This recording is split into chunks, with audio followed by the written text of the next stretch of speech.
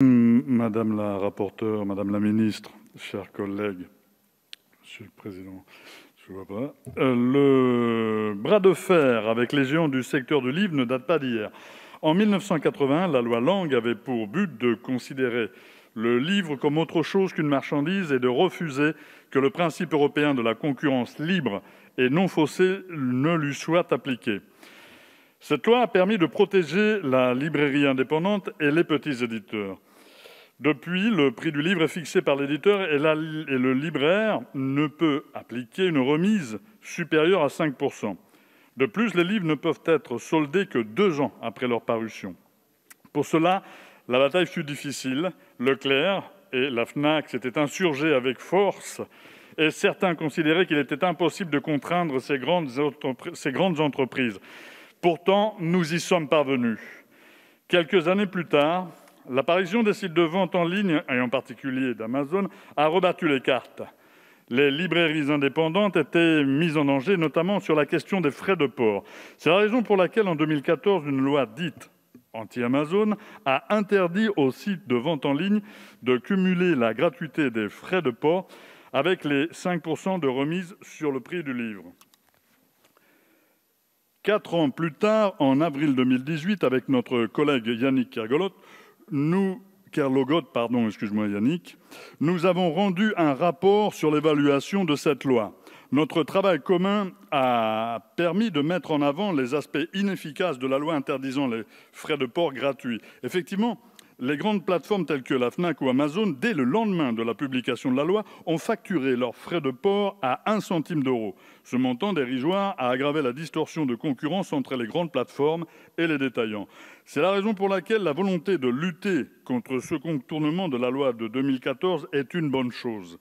Vous proposez de rétablir un équilibre entre les librairies indépendantes et les acteurs du e-commerce comme la Fnac et surtout Amazon. En légiférant sur les tarifs de livraison et en permettant des subventions aux petites et moyennes librairies par les communes.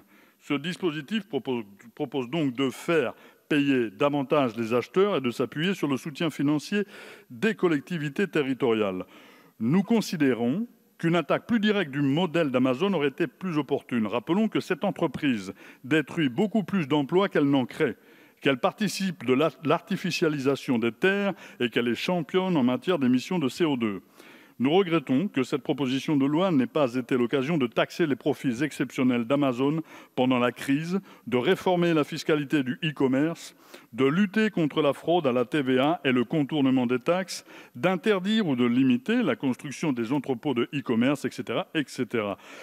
Les propositions que je viens de formuler sont pourtant soutenues par de nombreux syndicats et associations. Elles ont déjà fait l'objet de propositions d'amendements pour certaines lors du projet de loi sur la Convention citoyenne pour le climat, toutes retoquées par la majorité. Autre lacune de cette proposition de loi censée renforcer l'équité et la confiance entre tous les acteurs du secteur de livre, elle ne prévoit aucun dispositif permettant d'assurer pour nos créateurs les conditions d'une vie digne. Alors que la moitié d'entre eux gagnent moins que le SMIC, nous avons formulé des propositions dans ce sens. Nous n'avons pas pu débattre puisque nos amendements ont été jugés irrecevables. Par exemple, nous souhaitons mettre en place un fonds de soutien à la création artistique dans des disciplines relevant des arts plastiques, graphiques et visuels, des arts cinématographiques, audiovisuels et photographiques, de la littérature et de l'illustration.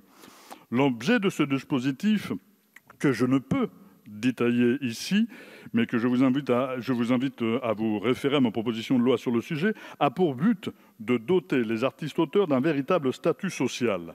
Les subsides obtenus grâce à cette mesure leur permettraient de développer leur activité artistique et de ne plus être forcés d'exercer des métiers dits alimentaires en parallèle de leur création.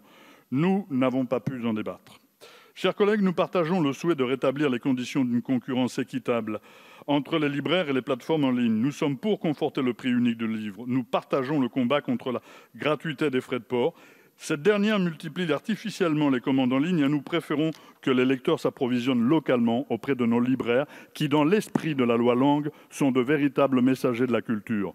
J'ai également reçu des contributions de librairies de mon département, majuscule à Foix et Bleu du Ciel à Pamiers, qui sont favorables à ce dispositif. Pour toutes ces raisons, tout comme en commission, nous accompagnerons nos débats en proposant des amendements visant à combler les déficits structurels de votre texte.